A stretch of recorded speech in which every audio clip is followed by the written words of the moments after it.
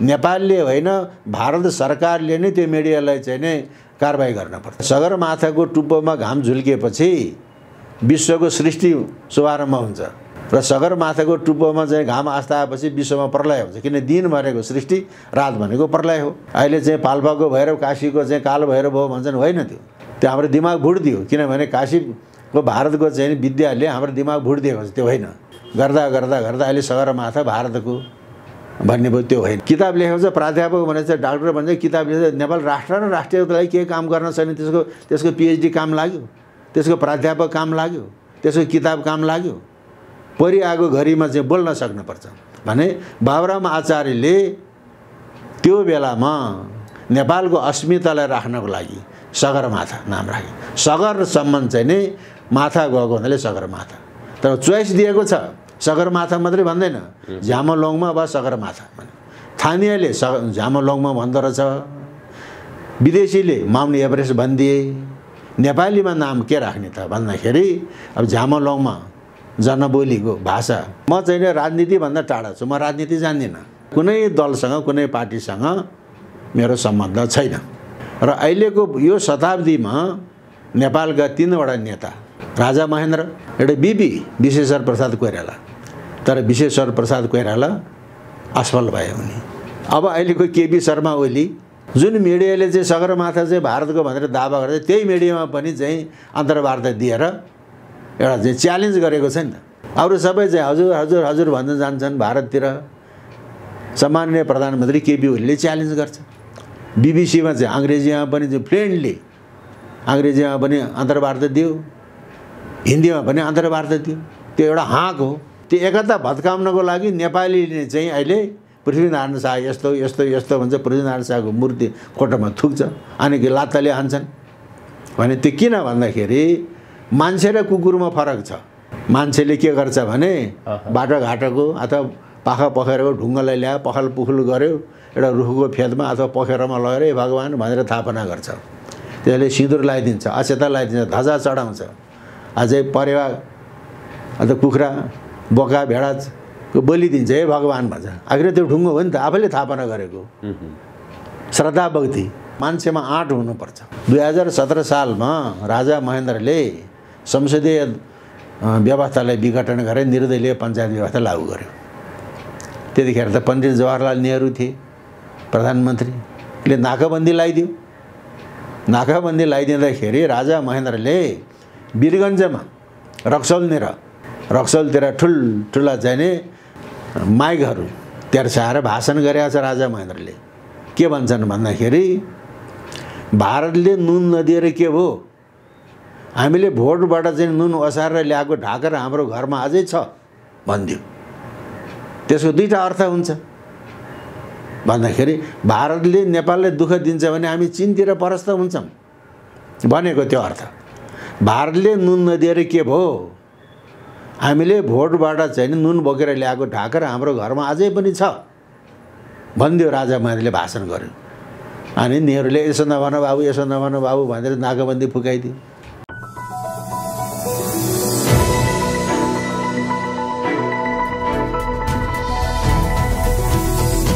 हिमाल online TV. Doctor साहब स्वागत छ यहाँलाई। हस्, मेरो पनि।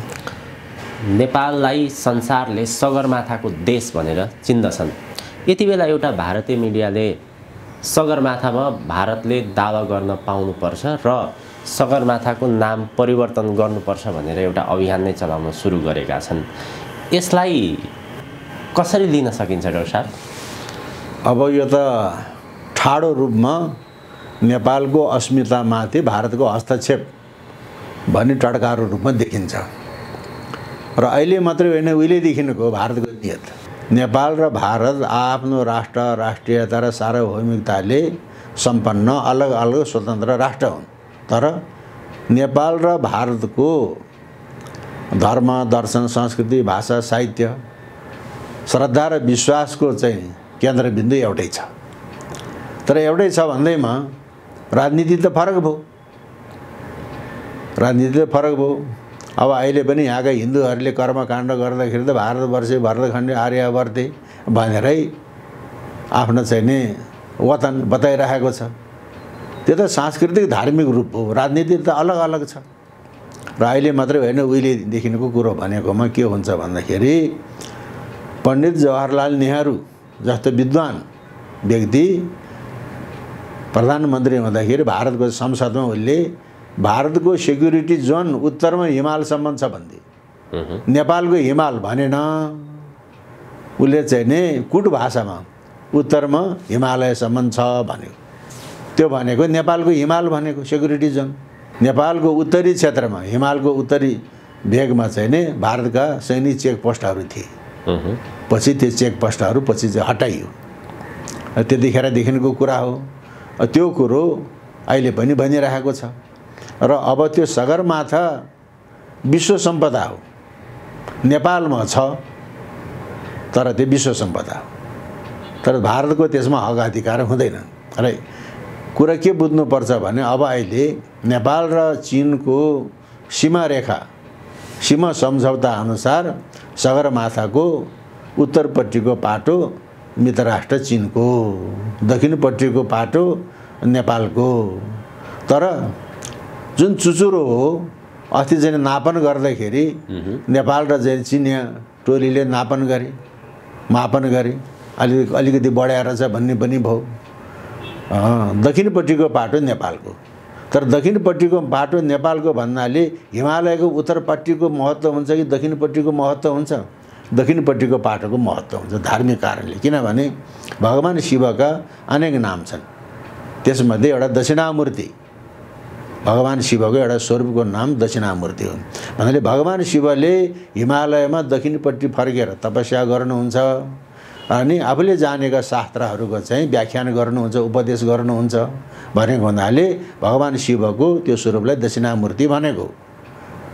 उत्तरामूर्ति भन्दैन, दक्षिणामूर्ति। त्यस कारणले हिमालयको दक्षिणपट्टिको पाटोको महत्त्व हुन्छ। र चाहिँ नेपालमा अवस्थित छ सगरमाथा, त्यो चाहिँ नेपालमा भए तापनि त्यो विश्व सम्पदा हो, त्यसमा कसैको हस्तक्षेप हुनु हुँदैन।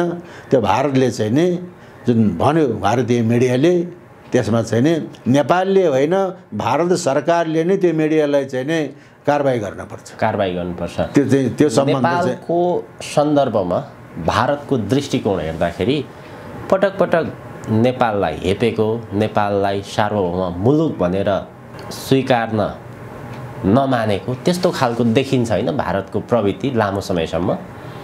त्यस्तो प्रवृत्ति छँदैछ। हजुर। जस्तो अब अहिले नेपाल सरकारले पनि अगाडि बढेर काम गर्न सकेका छैन। जस्तो अस्ति यहाँ राम जन्मभूमिको कुरा आयो त्यहाँ चाहिँ माडीमा भन्नासाथ भारतले चाहिँ नि नेपालको भूमि अतिक्रमण गरेर त्यहाँ सीमा स्तम्भ चाहिँ फालिदियो। त्यहाँ आएर चाहिँ नि कटेरो बनाउने भनेर झुपडी बनाउने भनेर खम्बा गाडी, त्यहाँको स्थानीय जनताले चाहिँ नि त्यसलाई फालिदियो। त्यो बाध्य भएर त्यो सिमाना गाड्न पर्यो। र हिजो अस्ति पनि उहाँ पूर्वको चाहिँ पशुपति नगरमा राति आएर चाहिँ नि सीमा यता सारेर छन्।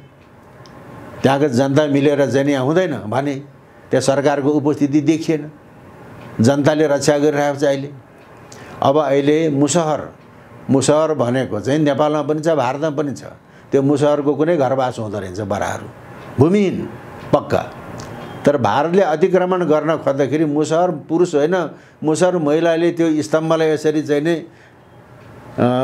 आँगलो मारेर चाहिँ छेकेको छ, मुसहर महिलाले।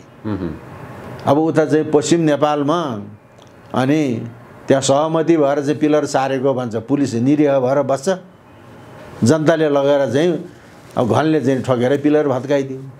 त्यस्तो किसिमको अतिक्रमण त भइरहेको छ। गर्दा गर्दा गर्दा अहिले सगरमाथा भारतको भन्ने भयो त्यो होइन। अब सगरमाथाको प्राचीन नाम नेपालीमा संस्कृतमा के थियो हामीलाई थाहा छैन, तर त्यसमा चाहिँ नि त्यहाँको स्थानीय शेर्पाहरूको भाषामा झ्योमोलोङमा भन्दो रहेछ, त्यसलाई चाहिँ नेपालीमा झ्यामोलोङमा भनिदियो। अनि त्यसपछि अब ब्रिटिसले मापन गरेको छ। त्यतिखेर चाहिँ भारतमा चाहिँ ब्रिटिस सरकार हुँदा ब्रिटिसले मापन गर्यो हिमालयहरूको उचाइ कति भनेर। मापन गरेपछि अब विश्वको सर्वोच्च हिमाल यो हो भन्ने पत्ता लाग्यो। त्यसको नाम के हो त? झ्यामोलोङ। तर चाहिँ नि अनि एभरेस्टको नाउँबाट माउन्ट एभरेस्ट भनेर नाम राखे अङ्ग्रेजले। त्यो त शोभायमान भएन। अब त्यसको नाम के राख्ने त? भने चाहिँ विद्वतजनहरूको चाहिँ छलफल हुँदाखेरि इतिहास शिरोमणि बाबुराम आचार्य त्यत्तिकै शिरोमणि हुँदैन। इतिहास शिरोमणि बाबुराम आचार्यले दुईवटा नाम दिए। एउटा नाम झ्यामोलोगमा त्यहाँको स्थानीय भाषामा, एउटा सगरमाथा। सगर भनेको आकाशसम्म, माथा भनेको टाउको पुगेको हिमाल भएको हुनाले सगरमाथा राख्ने भन्यो। झ्यामोलोगमा वा सगरमाथा भन्ने लेख शारदा पत्रिकामा छापिएको छ बाबुराम आचार्यको। तर झ्यामोलोगमा त्यति प्रचार हुन सकेन जनबोलीमा। सगरमाथा भने चाहिँ प्रचार भयो। विदेशमा चाहिँ माउन्ट एभरेस्ट भनेर प्रचार भयो, तर नेपालमा सगरमाथा भन्ने चाहिँ प्रचलित भयो। उहाँले दुईवटा चोइस दिएको छ, झ्यामोलोगमा वा सगरमाथा।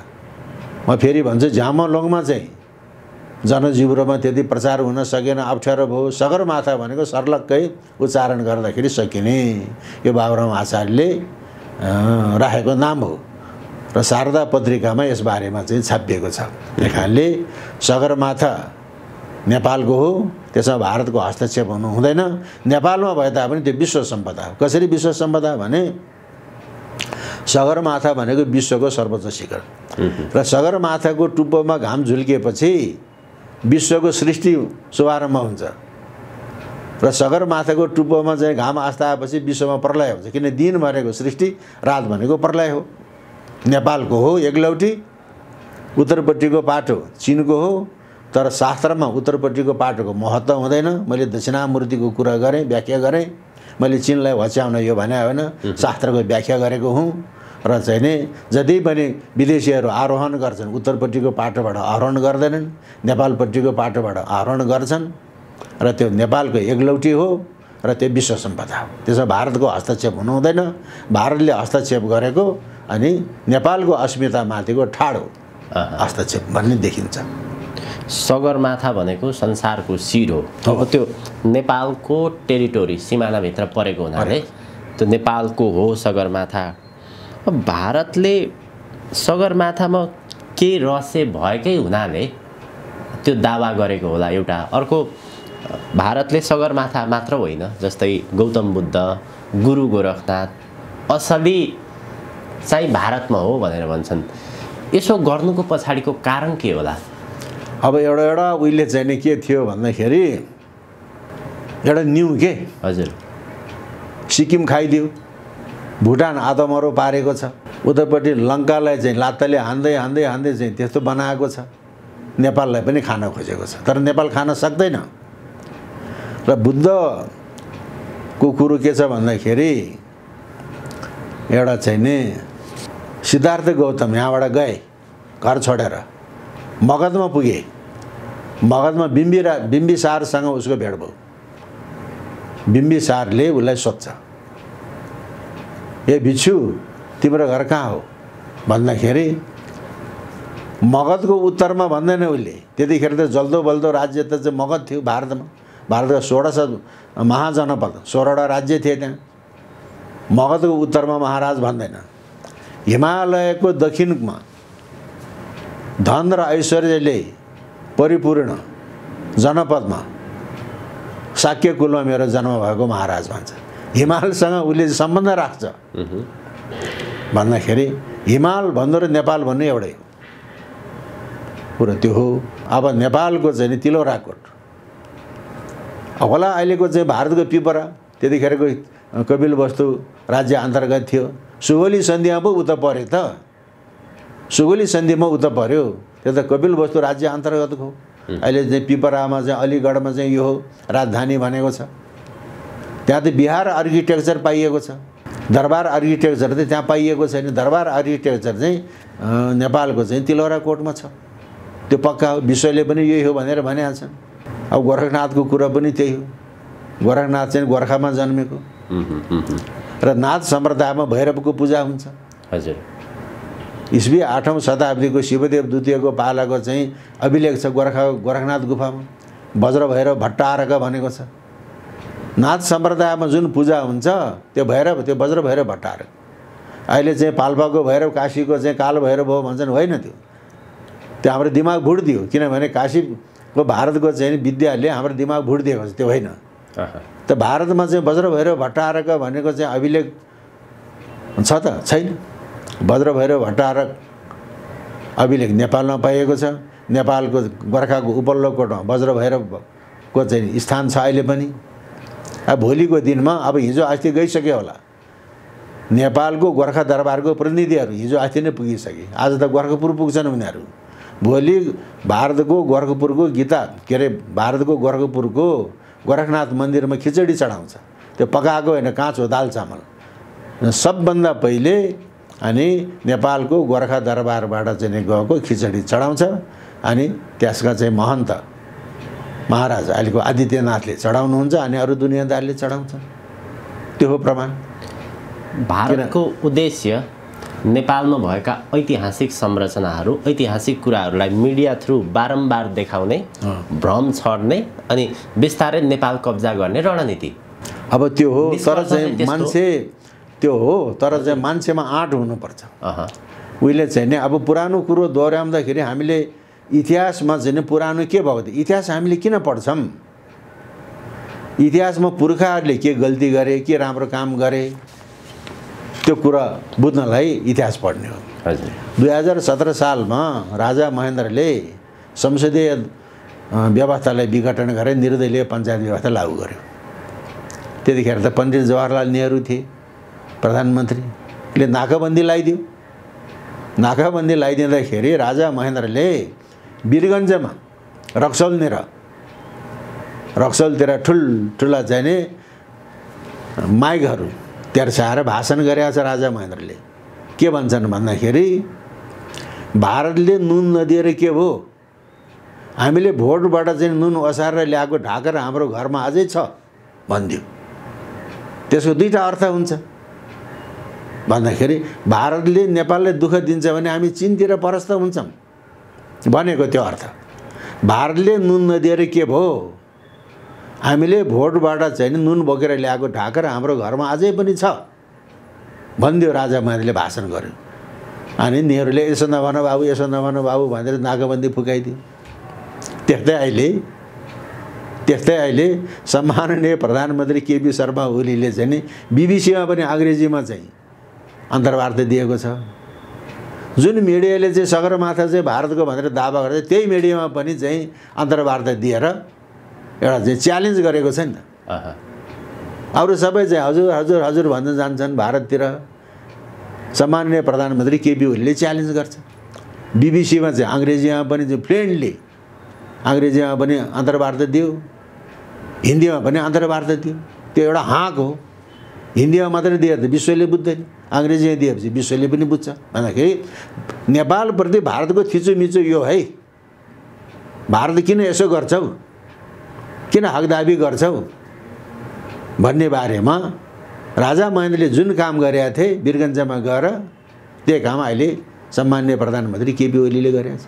मैले केपी ओलीको समर्थनमा, राजा महेन्द्रको समर्थनमा भनेको त्यस्ता व्यक्ति चाहिन्छ नेपालको नेतृत्वको लागि, राष्ट्रको लागि त्यो कुरा। भारतले पटक पटक लामो समयदेखि नेपालको ऐतिहासिक संरचनाहरूमा, धर्म संस्कृतिमा हस्तक्षेप गरेको, हमला गरेको पाइन्छ। यसका पछाडिका कारण हामी कमजोर भएर हो कि अथवा उनीहरूको चाहिँ हाम्रो हेर्ने दृष्टिकोण राष्ट्र सानो भएर त्यसो गरेको? हामीलाई हेपेर मैले भने सिक्किम खाइदियो, भुटानलाई आधा मरो बनाएको छ। र मैले अस्ति एक ठाउँमा पनि भनेको थिएँ पृथ्वी जयन्तीको अवसरमा, अहिले नेपालमा भारतको राजनीतिको हाबी भयो, चीनको राजनीतिको हाबी भयो, पश्चिमा राजनीतिको हाबी भयो भन्छन्। म राजनीति जान्दिनँ, म राजनीतिक व्यक्ति होइन त्यसो भन्छन्। त्यो हुन पनि सक्छ। तर किन भारतको राजनीति हाबी भयो, किन चीनको राजनीति हाबी भयो, किन पश्चिमा राजनीति हाबी भयो? हामी नेपाली जनता निरीह भएर, हामीले आफूमा पृथ्वीनारायण शाहका सन्तानले पनि र हामी नेपालीले पनि आफूमा पृथ्वीनारायण शाहको चरित्र विकास गर्न नसकेको हुनाले नेपाल निरीह भयो। पृथ्वीनारायण शाहले के भन्छन् त भन्दाखेरि, त्यो दक्षिण समुद्रको बादशाह भनेको अङ्ग्रेजलाई भनेको, त्यसले हिन्दुस्तान दबाइरहेको छ र हिन्दुस्तान जाग्यो भने त्यो चाहिँ नि उकालो लाग्नेछ भनेको छ। त हिन्दुस्तान जाग्न सकेन। किन जाग्न सकेन हिन्दुस्तान हिन्दुस्तानमा त मुसलमानले अँठ्याएर राखेको थियो, त्यो गुलाम प्रवृत्ति थियो। हिन्दुस्तान जाग्न सकेन। हिन्दुस्तान दबाइराखेको छ, हिन्दुस्तान जाग्यो भने त्यो उकालो लाग्छ भनेको छ, जाग्न सकेन। यहाँ नेपालीहरू चाहिँ जागे, मुसलमानलाई पनि परास्त गरिदिए, अङ्ग्रेजलाई पनि परास्त गरिदिए, नेपालीलाई एकता बनाएको छ। तर अझै त्यो एकता भत्काउनको लागि नेपालीले चाहिँ अहिले पृथ्वीनारायण शाह यस्तो यस्तो यस्तो भन्छ, पृथ्वीनारायण शाहको मूर्ति कोटोमा थुक्छ, अनि कि लात्ताले हान्छन् भने त्यो किन भन्दाखेरि मान्छे र कुकुरमा फरक छ। मान्छेले के गर्छ भने बाटोघाटोको अथवा पाखा पखेरको ढुङ्गालाई ल्यायो, पखल पुखल गर्यो, एउटा रुखको फेदमा अथवा पखेरमा लगेर हे भगवान् भनेर थापना गर्छ। त्यसले सिँदुर लगाइदिन्छ, अक्षता लगाइदिन्छ, ध्वजा चढाउँछ। अझै परेवा अथवा कुखुरा बोका भेडाको बलि दिन्छ, हे भगवान् भन्छ। आखिर त्यो ढुङ्गो हो नि त, आफैले थापना गरेको श्रद्धा भक्ति। अझै गुरुङहरूले चाहिँ कुखुराको भाले काटेर पखेटा लगाइदिन्छन्, त्यहाँ नेवारहरूले यसो छाला काटेर छाला पनि टाँसिदिन्छ। आफैले थापना गरेको ढुङ्गाप्रति आफूले श्रद्धा भक्ति गरे, त्यही देखेर डर लाग्यो, ओहो यसको पूजा गरेर त पिर्छ कि भनेर। अनि मान्छेले पूजा गरेर चाहिँ छोड्यो, एकछिनपछि कुकुर जान्छ त्यहाँ, मान्छेले चढाएको भोग चाहिँ ल्याप ल्याप ल्याप जिब्रोले चाड्छ र एकछिनले खुइया गरेर त्यहीँ पिसाब गर्छ, खुइया गरेर पिसाब गर्छ नि। त्यस्तै मान्छे र कुकुरमा फरक छ। मान्छेले देवता देख्छ त्यो ढुङ्गोलाई, आखिरमा ढुङ्गो हो, मान्छेले देवता देख्छ, कुकुरले पिसाब गर्छ। मान्छे र कुकुरमा यति फरक छ। त्यस कारणले यो कुरो बुझ्नुपर्छ बाबु। राष्ट्रको पक्षमा प्रधानमन्त्री केपी शर्मा ओली अत्यन्त अडिग भएर उभिनु भएको छ। वास्तवमा भन्ने हो भने अधिकांश नेपाली जनताको उहाँलाई साथ र समर्थन छ। जसरी भारतको हस्तक्षेपको विषयमा भारतीय मिडियाले उहाँले उत्तर दिनुभयो, त्यसै गरी अब यो सगरमाथाको विषयमा चाहिँ सरकारले कस्तो खालको प्रतिक्रिया जनाउँदा उपयुक्त होला? अब भगवान् राम जन्मेको चितवनको माडीमा हो, अयोध्यापुरी यही हो भन्न सक्ने व्यक्तिले सगरमाथा टड्काएर चाहिँ भारतको चाहिँ हस्तक्षेपको निरीह भएर बस्ला त भन्दाखेरि म चाहिँ राजनीतिभन्दा टाढा छु। म राजनीति जान्दिनँ। कुनै दलसँग पनि कुनै व्यक्तिसँग मेरो सम्बन्ध होला, राम्रै सम्बन्ध होला कुनै व्यक्तिसँग, तर कुनै दलसँग कुनै पार्टीसँग मेरो सम्बन्ध छैन। र अहिलेको यो शताब्दीमा नेपालका 3वटा नेता, एउटा राजा महेन्द्र, एउटा बिपी विश्वेश्वर प्रसाद कोइराला। तर विश्वेश्वर प्रसाद कोइराला असफल भए, उनी सफल हुन सकेन। प्रयास गर्न खोजेका थिए, ऊ चाहिँ सफल भने। त्यतिखेर राजा महेन्द्र र बिपीमा चाहिँ नै राजनीतिको चाहिँ प्रतिस्पर्धा थियो, कहिले उछिन्ने भनेर। अनि बिपीले उछिन्न सकेन। आखिरमा अन्तिम अवस्थामा चाहिँ आएर उसले राजाको गर्दन तल मेरो गर्दन माथि भनेर राजासँग चाहिँ जोडेर यहाँ शरणमा लिन आउनु पर्यो। भारतको निर्वाचन जीवन बस्न सकेन, किनभने उनीहरू इन्दिरा गान्धीको विपरीतमा थिए। इन्दिरा गान्धीले पेल्नी भयो, त्यस भएर उनी चाहिँ असफल भए। अब अहिलेको केपी शर्मा ओलीले नेपालको अहिलेको वर्चस्व राखेको, उहाँको पनि अब कतिपय बाध्यताहरू होला, कतिपय बोल्न मन लाग्ने कुरा पनि बोल्न नसक्ने पनि होला। तर उहाँको अहिलेको चरित्र हेर्दाखेरि जब नाकाबन्दी भयो, नाकाबन्दीको चाहिँ अवसरमा पनि एकपल्ट चाहिँ मरिजमानले भारतको नाकाबन्दी गर्दा मरिजमानले ठ्याले नि। त्यतिखेर राजाको चाहिँ शासन थियो, मरिजमानले पनि गरेका छन्। राष्ट्रवादीको चाहिँ कुरो भारतलाई ट्यारेन, तर बिचरा त्यतिखेर त राजाको अधीनमा थिए उनी।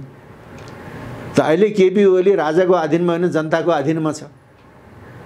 जनताको अधीनमा छ केपी ओली। राष्ट्रपति पनि छन् त, सम्माननीय राष्ट्रपति, तर कार्यकारी अधिकार त प्रधानमन्त्रीमा छ नि, प्रधानमन्त्रीज्यूसँग छ। भन्दाखेरि जुन बेलामा चाहिँ नि भारतले नाकाबन्दी गर्यो, त्यतिखेर पनि भारतसँग उसले आड लियो। कालापानी, लिम्बियाधुरा, लिपु लेकको बारेमा त मजासँग भारतीय मिडियासँग चाहिँ कुरा गर्यो। अहिले नेपाल राष्ट्रको हितमा चाहिँ बोलिरहेको छ। हजुर भने अब ठाडो हस्तक्षेप त्यसमा त नबोल्ने कुरै होइन। तर राजनीतिक व्यक्तिले मात्रै कुरा जानेको हुँदैन। उसले पृथ्वीनारायण शाहले के भन्थे भन्दाखेरि पृथ्वीनारायण शाह धेरै पढे लेखेको व्यक्ति होइन। उसले चाहिँ नि एउटा हौसलाले महत्त्वाकांक्षाले काम गर्थे। चिठी लेख्न पऱ्यो भने चिठी लेखा त जैसी भन्थे, कस्तो व्यवहारको चिठी लेख्ने महाराज यस्तो यस्तो व्यवहारको लेखा भन्थे भाषा मिलाएर राम्रो आचार्यले जैसियाले चिठी लेख्थे। त्यस कारणले मैले पटक पटक के भनेको छु भन्दाखेरि यो राष्ट्रलाई उँभो ल्याउनको लागि स्थित प्रज्ञा भएका ब्रह्मनिष्ठ प्राज्ञिक वर्ग र कर्तव्यनिष्ठ भएका राजनैतिक नेताको समन्वय हुनुपर्छ, त्यसपछि यो राष्ट्र उँभो लाग्छ भनेको छ। र चाहिँ अब मलाई धेरैले गाली गरे, कुकुर पनि भने, के भने जेसुकै भन्नु। मैले भने अब मान्छे र कुकुरको दृष्टिकोण र व्यवहार कस्तो हुन्छ, मान्छेले पूजा गर्छ, कुकुरले त्यहीँ गएर फोहोर गर्छ, मान्छे र कुकुरमा त्यति फरक छ भने। अब राम जन्मभूमि अयोध्याको बारेमा पनि मैले जाने बुझेको कुराहरू चाहिँ भने मैले। त्यो चाहिँ सम्माननीय प्रधानमन्त्री केपी शर्मा ओलीको पक्षलाई सरकारी वकिल भएर वकालत गरेको होइन, पक्षलाई लिएर त्यसो भन्नुभयो भन्ने उहाँहरूले चाहिँ भन्नुभयो मैले भने। तर मैले त आफ्नो राष्ट्रको लागि भनेको नि त। हजुर। अब अहिले यो सगरमाथाको चाहिँ विषयमा पनि उहाँले नि बोल्नुहुन्छ, म पनि बोल्छु। सगरमाथा के हो भनेर, सगरमाथा त नेपालको हो भने चाहिँ म बोल्छु। हजुर। मैले जाने बुझेको कुरो, यसको सगरमाथा नाम किन राखेको त बाबुराम आचार्यले राखेको। र मान्छेले धेरै काम गर्नुपर्छ, पिएचडी गर्न पनि पर्दैन, प्राध्यापक हुनु पनि पर्दैन, सयौँ किताब लेख्न पनि पर्दैन। एउटा वचनले अब किताब लेखेको छ प्राध्यापक भनेको छ, डाक्टर भन्छ, किताब लेखेको नेपाल राष्ट्र र राष्ट्रियताको लागि केही काम गर्न छैन, त्यसको पिएचडी काम लाग्यो, त्यसको प्राध्यापक काम लाग्यो, त्यसको किताब काम लाग्यो। परिआएको घडीमा चाहिँ बोल्न सक्नुपर्छ भने बाबुराम आचार्यले त्यो बेलामा नेपालको अस्मितालाई राख्नको लागि सगरमाथा नाम राखे। सगरसम्म चाहिँ नै माथा गएको हुनाले सगरमाथा। तर चोइस दिएको छ, सगरमाथा मात्रै भन्दैन, झामोलोङमा वा सगरमाथा भने। स्थानीयले झामोलोङमा भन्दो रहेछ, विदेशीले माउन्ट एभरेस्ट भनिदिए। नेपालीमा नाम के राख्ने त भन्दाखेरि अब झामोलोङमा जनबोलीको भाषा अरू त्यति पपुलर हुन सकेन, व्यापकता। सगरमाथाले पपुलर त पायो। त्यस्तै काम चाहिँ नि प्राज्ञिक व्यक्तिहरूले गर्नुपर्छ त्यो काम। र त्यो भन्दैमा कसैको चाकडी होइन, राष्ट्रको लागि गर्ने स्थित प्रज्ञा भएका ब्रह्मनिष्ठ प्राज्ञिक वर्ग, कर्तव्यनिष्ठ भएका चाहिँ राजनीतिक नेताले यो राष्ट्र हाँक्न सक्छ। हजुर। डाक्टर साहब, अब यहाँ इतिहासविद हुनुहुन्छ, संस्कृतिविद हुनुहुन्छ, नेपाल प्रज्ञा प्रतिष्ठानको उपकुलपति हुनुहुन्छ, अहिलेसम्म कुनै पनि दलमा आबद्ध हुनुहुन्न, राष्ट्रको पक्षमा निर्भीक भएर बोल्नुहुन्छ। अन्त्यमा प्रधानमन्त्री केपी शर्मा ओलीले अहिले जुन बाटो अँगाल्नु भएको छ, यसमा मिश्रित खालको प्रतिक्रिया बाहिरबाट हेर्दाखेरि आम जनताले अहिलेको परिस्थितिमा प्रधानमन्त्री ओलीले जुन बाटो अपनाउनु भएको छ त्यो अत्यन्त राष्ट्रको पक्षमा छ, त्यो गर्नै पर्थ्यो, एकदमै ठिक गर्नु भएको छ भन्ने जनताको आम तौरबाट त्यो खालको प्रतिक्रिया। यता नागरिक समाज, बौद्धिक वर्ग, राजनीतिक दलहरूले प्रधानमन्त्री ओलीले असंवैधानिक कदम, गलत काम, निरङ्कुशताको बाटो, जनताको हक अधिकार यी जम्मै कुरा खोसिने भए भन्ने खालको प्रतिक्रिया छ। यसलाई चाहिँ अब यहाँले कसरी हेर्नुहुन्छ? हाम्रो गाउँमा, मेरो गाउँ अहिले काशी जिल्लाको मादी गाउँपालिका वडा नम्बर 3 याजकोट। हाम्रो गाउँमा मेरो नाताको बाजे, वंशको हिसाबले बाजे नाता पर्ने, विद्याको हिसाबले गुरु, उहाँ यसपालि दिवंगत हुनुभयो 106 वर्षमा। मैले पटक पटक त्यो कोड गर्ने गरेको छु।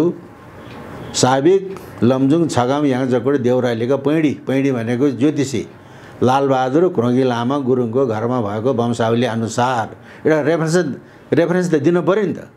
आफ्नो मनकथाले भन्ने होइन, उहाँको घरमा एउटा हस्तलिखित वंशावली छ। त्यसमा कलिजुगमा के हुन्छ अरे भन्दाखेरि बात का विवाद और विवाद का बात बनाते हैं भनेको हिन्दीमा लेखेको छ। बात का विवाद और विवाद का बात, अर्काको कुरो हो कुरोलाई पनि होइन कुरो बनाउने, आफ्नो होइन कुरोलाई पनि हो बनाउने, यो त कलिजुगको फलै हो, कलिजुगको फलै हो। त्यस कारणले मैले संविधानमा जान्दिनँ, संविधानको कुन धारामा के लेखेको छ त्यो कुरो म जान्दिनँ। तर सम्माननीय प्रधानमन्त्री केपी शर्मा ओली राष्ट्रवादी, फेरि राष्ट्रवादी भनेको त राजावादी भनेर पनि बात लाउँछन्, त्यो होइन। राजावादी भन्नु, राजतन्त्रवादी भन्नु र राष्ट्रवादी भन्नु अलग अलग कुरा। अनि मैले के भन्ने गरेको छु भने अर्जुनलाई विषाद भयो, गाण्डीव धनु छोडेर चाहिँ रथको पछाडि गएर घोप्टियोमा लड्दिन भनेर भगवान कृष्णले उसलाई उपदेश दिएको छ। उत्तिष्ठ युद्धाय कृते निश्चय गरेर युद्धमा उठ भन्छ उसले। तर अहिले चाहिँ उत्तिष्ठ युद्धाय कृते निश्चयको जमाना छ। अहिले त उत्तिष्ठ राष्ट्राय कृते निश्चय, राष्ट्रको लागि निश्चय गरेर उठ। र वयम राष्ट्रिय जागृयाम पुरोहित, वेदले प्रतिक्रमण भनेको छ कि अग्रगमन भनेको छ। वयम राष्ट्रिय जागृयाम पुरोहित, हामी राष्ट्रमा अग्रगामी भएर जाऊ राष्ट्रको विकासको लागि। त्यो दिशामा सम्माननीय प्रधानमन्त्री केपी शर्मा ओली हुनुहुन्छ। उहाँ राष्ट्रवादी, राष्ट्रको हित चिताउने। यो पुस्ताका तीनवटा चाहिँ नेतामा राजा महेन्द्र, विश्वेश्वर प्रसाद कोइराला र सम्माननीय प्रधानमन्त्री केपी शर्मा ओली। मैले चाहिँ आफ्नो ब्रह्मले देखेको कुरो यो बाबु, म राजनीतिक व्यक्ति होइन।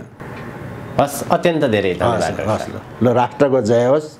फेरि भनौँ, उत्तिष्ठ राष्ट्राय कृते निश्चय, वयम राष्ट्रिय जागृयाम पुरोहित। सबैको जय होस्।